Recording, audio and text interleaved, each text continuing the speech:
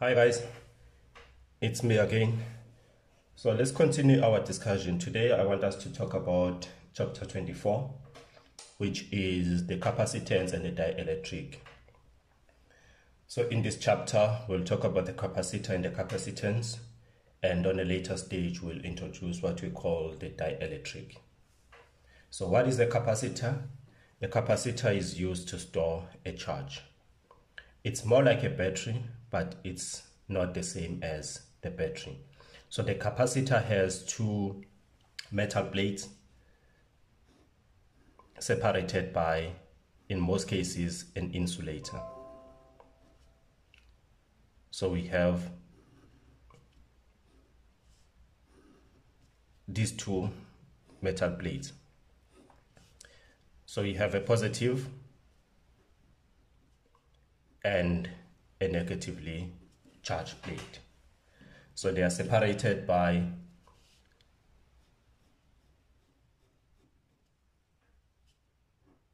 an insulator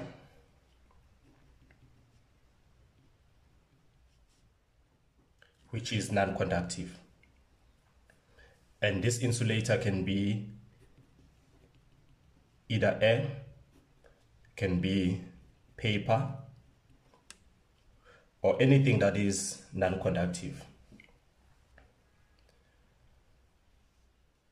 In general, we define a charge as equals to C times V, where Q is the charge of the capacitance and it's measured in coulombs.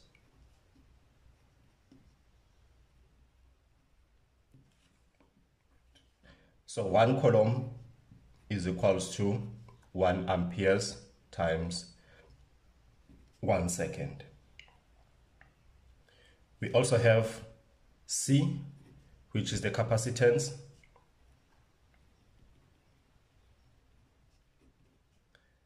and is measured in Faradays.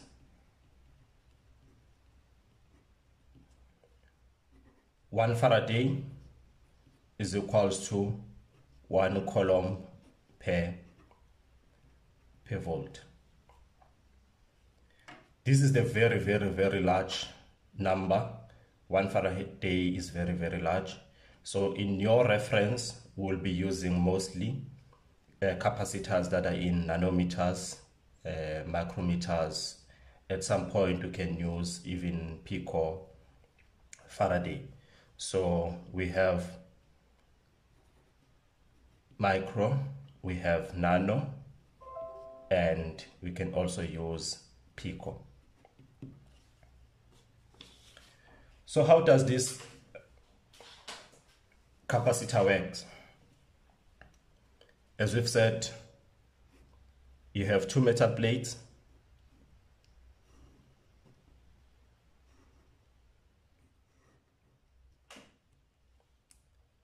positively charged and negatively charged.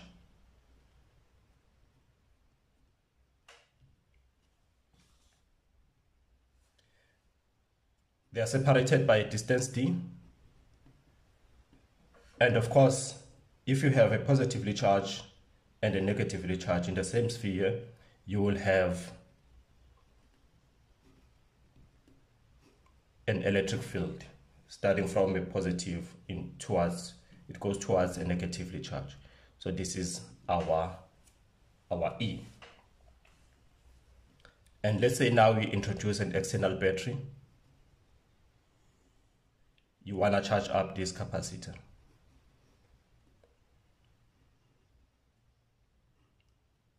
So a battery has two terminals, a bigger terminal and a smaller terminal.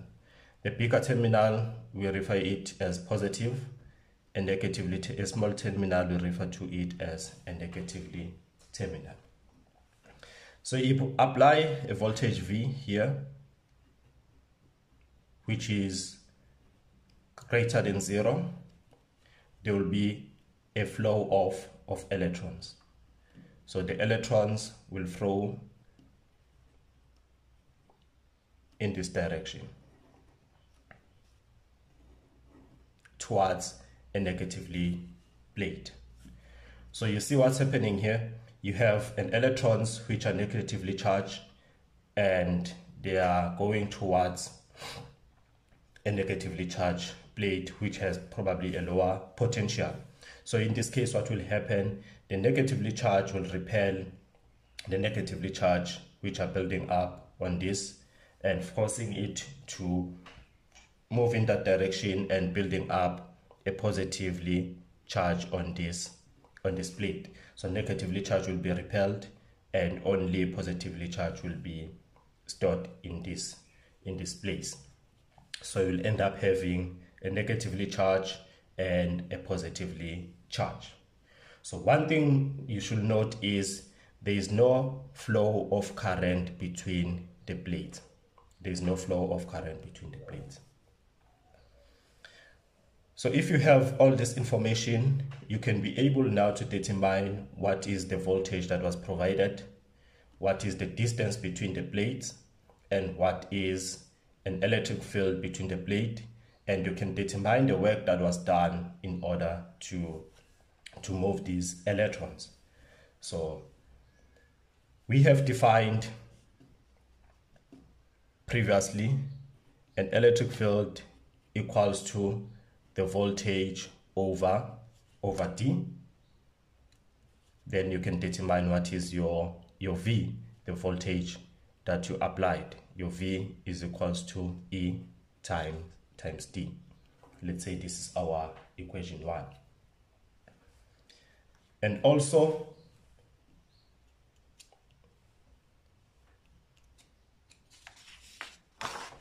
we can redraw this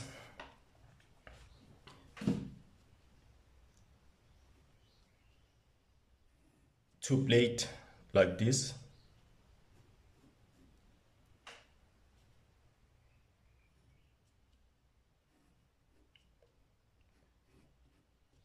To show the top side of it in a sideways.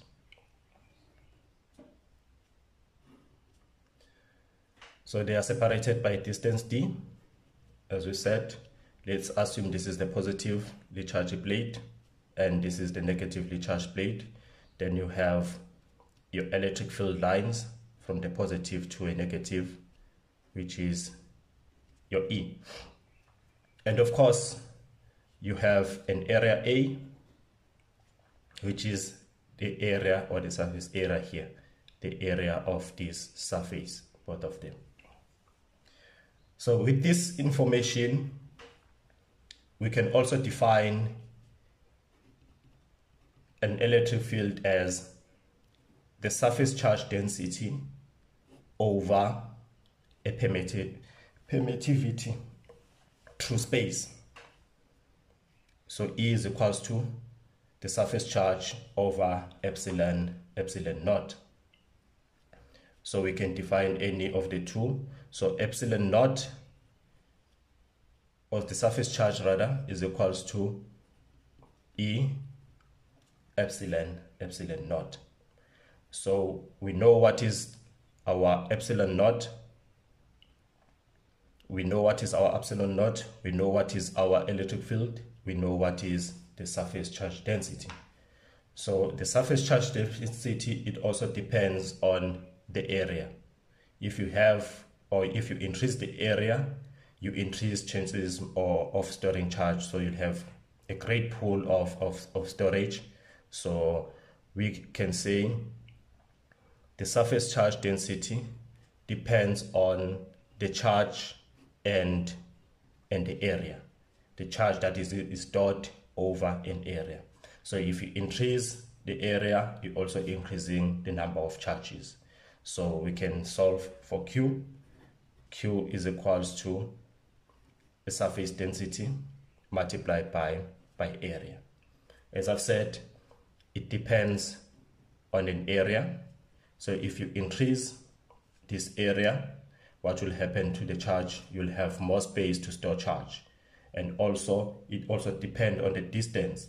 The bigger the distance, then it will also affect your charge that is being stored. So with all this information, including the previous equation, then we can now determine what is the capacitance or the total capacitance of this capacitor. So we said C is equals to Q over V. We have defined what is Q. Q is equal to the surface charge density multiplied by an area divided by V. We also define what is V. We also define what is surface charge density. So surface charge density is E epsilon 0, then we multiply by an area, then we divide by V, which is we have defined as ED. Therefore, E can cancel E, then we have epsilon 0 A divided by D. So we have to take note that this equation is only valid if we assume that these two parallel plates are in vacuum. So it's only valid if the parallel plate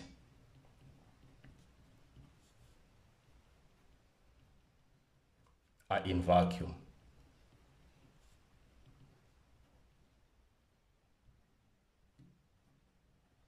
So what do we mean about that? We assume that we didn't use any dielectric material. So once you introduce a dielectric material, then this formula will change. So you have to take note of that. So if you introduce a dielectric, this formula will be rewritten as C is equals to K epsilon naught A over D, where K stands for any dielectric material that you've used. So if you used air, if you use paper, if you use different material, then this K will be different. So this can be also written as epsilon A over D, where K epsilon 0 is equals to an epsilon with no substrate. But we'll see this as we go forward with dielectric, or as we introduce dielectric in the later stage. So now the capacitor works in different ways. There is a way that you can connect a capacitor. So a capacitor can be connected is either in parallel to a voltage or in series in a voltage. So in an example that we've made, we just connected it in series, but now we want to check how we connect in series and how we connect in parallel. So as I've said, there are two ways that we can connect the capacitor. One is in series and one is in parallel. So let's look at the first scenario, which is parallel. Let's say I have my voltage source and I put a capacitor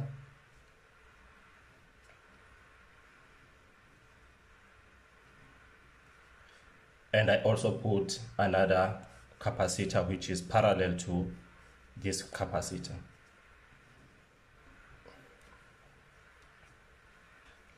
So this is voltage V. This is your capacitor, let's say C1. This one is C2. If the capacitor are connected in parallel, one thing that you should note is the potential difference will be the same. So if you charge this battery, for argument's sake, let's say you're charging this battery with 10 volts. So this 10 volt will be used to charge capacitor 1, and it also used to charge capacitor 2, let's say A and B. So the potential difference will be the same for both capacitors. So what do we mean about that? Let's say you measure the potential difference. AB will be equals to the potential difference at A, which is also equals to the potential difference at B. So whatever voltage that will be used will be the same voltage that we'll get at position A, will also be the same voltage that we'll get at position B. So you can also calculate or determine the capacitance, equivalent capacitor for the whole network system. So you have your C equivalent, which is also equals to C1 plus C2. And also you can determine or calculate the total charge Q, which will be Q equals to Q1 plus Q2, because they are in parallel. So if you know what is your C, then C is equals to your Q is equals to C times V. Therefore, it's C1 plus C2 multiplied by V, because V is common. It will be the same at position A and at position B. So for argument's sake, let's say we have 10 volt, and let's say at capacitor 1 we put let's say 100 microfarad. Then at point C we also put, let's say, 200 for simplicity. Then we can calculate what is our Q. So our Q is going to be 100 times 10 exponent minus 6 plus 200 times 10 exponent minus 6 multiplied by the total voltage, which is 10 volt. Then if you punch in the calculator, 100 times 10 exponent 6 plus 200 times 10 exponent 6 multiplied by 10, and my calculator gives me 3 times 10 exponent minus 3 coulomb, which is the total charge of this circuit. But if you have capacitors that are connected in series, this is our number 2. You have a battery and you have capacitor 1, capacitor 2. So instead of using 2 capacitors, let us use 3.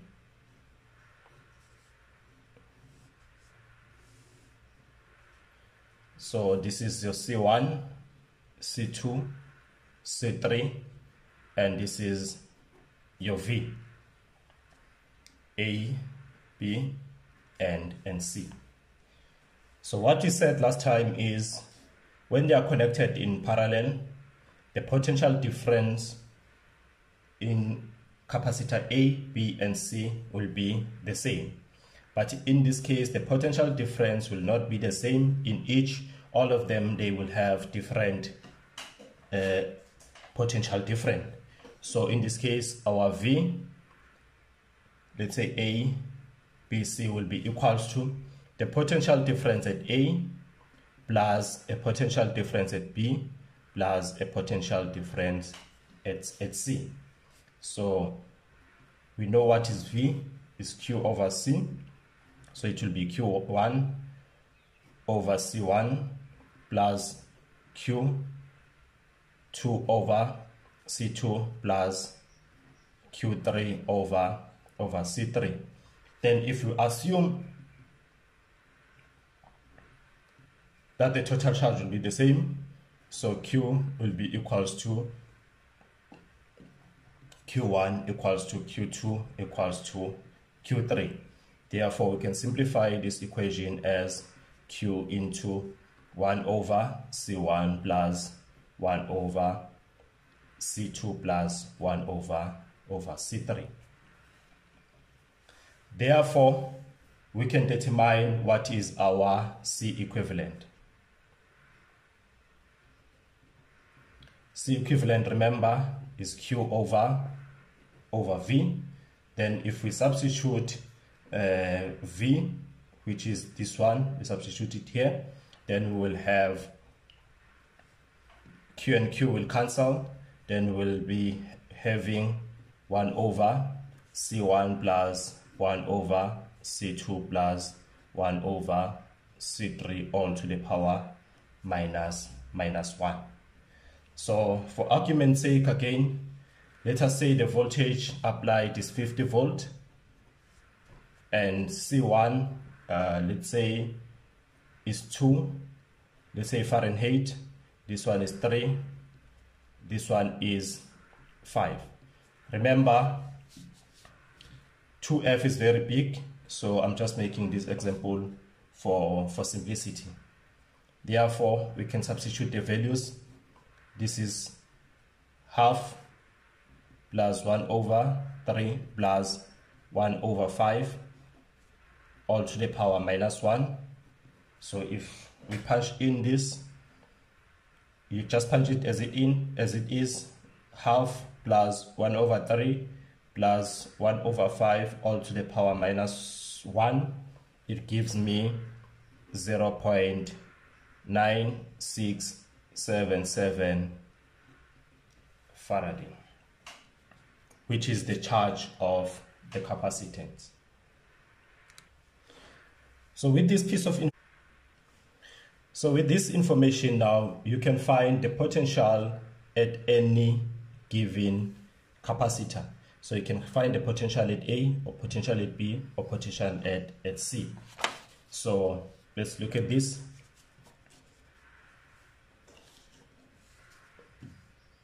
We know our Q is equals to C equivalent multiplied by V, and we just calculated our C, and we got that is 0.97667. We multiply by the total voltage, which is 50, and my calculator gives me 48.39 coulombs. So if you have C equivalent, you have the total charge Q, then you can find the potential or the voltage in each capacitor. So you can find the potential at capacitor 1, 2, or 3. So let's see. So V1 is Q1 over C1, which is equals to 48.39 divided by 2, which is the capacitance, and that gives me 24.2 volt. So we can find V2 as well, which is Q2 over C2. Remember, Q2 is said is equals to Q1, therefore it's 48.39 divided by 3, and that gives me 16.1 volt.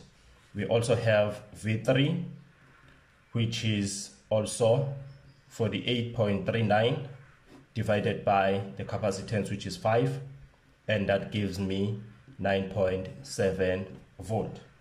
So you have 3 voltages, then you can find the total voltage. And if we apply our mind, the total voltage